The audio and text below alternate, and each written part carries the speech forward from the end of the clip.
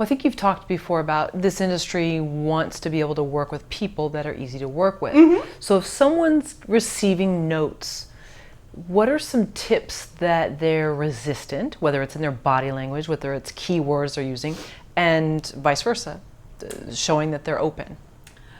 You always want to really listen during a note session. It's not your time to defend the work. It's your time to listen, to take the physical notes, to jot down thoughts.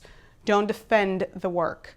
I've had occasions where writers were given a note and an executive called out something that was a problem, and the writers went, it's not a problem. I don't think it's a problem. Do you think it's a problem? I don't think it's a problem. It's not a problem.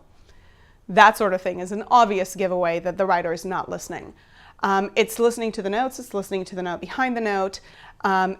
If there is something that truly, truly, truly you think the executive, the person giving you notes, didn't get, you can say, well, I tried to illustrate that with this in this particular scene. Was that not clear? You want to always ask those leading questions to find out where you missed the mark, because ultimately the mark was missed. Can we assume that once in a while an executive will miss something? Yeah, and usually they're pretty open to, oh, I didn't realize that this connects to that. Maybe we can do that better. It's usually very easy to tell when a writer is resistant to notes. When the writer is instantly defensive, when the writer becomes sarcastic or passive-aggressive. And there's a lot of passive aggression that can come out in a note session that like, well, I thought da-da-da, but fine. I've seen it in note sessions with my writers, and I've given some brutal notes. And there have been people who just sat down and jotted notes and said, okay, let me go back and think about it. And there are people who, with every note, would say, well, I don't know that I necessarily agree with that, but fine. So you have those little cues that you know in a minute. Body language first, dismissal. There can be a judgment of the individual giving notes. Well, you're a woman, so naturally you would think that. I've certainly gotten that feedback. Or anything that has to do with you're a woman, you're a mother. I've gotten that. Well, you're a mother, so clearly you couldn't relate to that. No, I'm a human being.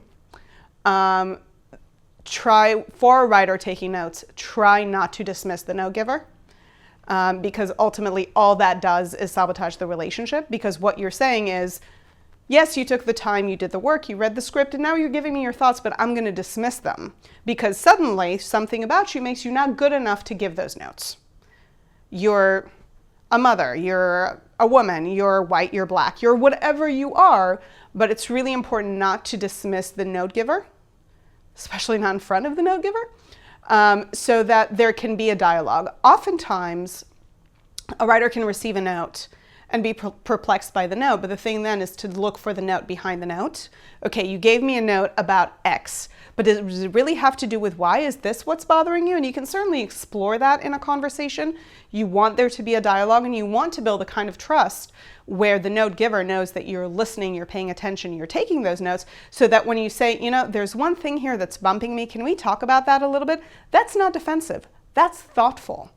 Saying there's the one thing, I agree with your list of 20 other notes, totally hear you, we're good, but there's the one thing here and it's bumping me. Can we go back to that for a minute? What was it about this character, this scene, this pivot, this escalation that bumped you? What was it that felt inauthentic? Was it that? Could it be something else? That to me is dialogue, and it's differentiating between shutting down the note giver, which can be done physically, just I'm no longer interested. It can be done verbally, or getting into a more collaborative environment, which is what executives want to work with. They don't want the writer to be a yes person. There's a difference between being a yes person and being collaborative. Being collaborative will require some pushback on occasion, and that's okay. But you better be really thoughtful about your pushback. That is somebody that people want to work with. You suggested X. I didn't do X because ultimately I thought it would affect the script this way, but the note behind the note implied that Y would work, so I tried that this time. That's being collaborative. That's not being a yes person. And the truth of the matter is that a lot of writers think that they're given notes and the executive just wants them to implement the note verbatim. I find that to be very rarely the case.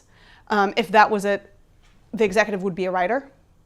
They're throwing out ideas. They're trying different things, and they want you to try them on for size and see whether they work or they don't work. So if there's a note that they gave on a previous draft that you didn't implement, they want you to be able to answer why you didn't implement. They want you to be able to say, well, I tried that, and the way that it affected the script was this. And because of that, I realized it didn't work, and I took it out, but I did something else to offset your note. Wouldn't they want a yes person? No. Why? Because they want the writer to bring their creative juices to it.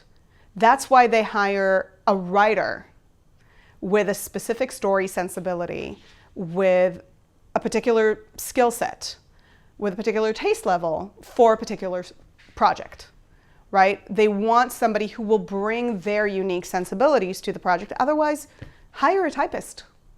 Get the script, hire a typist, and have the typist type in whatever needs to be typed in.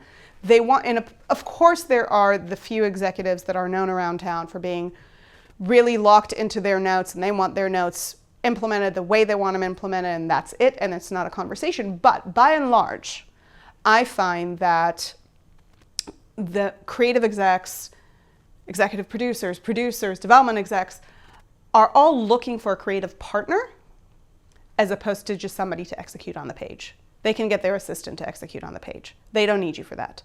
They would be much better off giving the material to their assistant who has a bachelor's in English Lit to implement some changes than going back and forth with you. They don't want you to be a yes person. They want you to provide your unique story sensibilities, your unique writerly touch to make their notes that can be quite shitty come off singing off the page.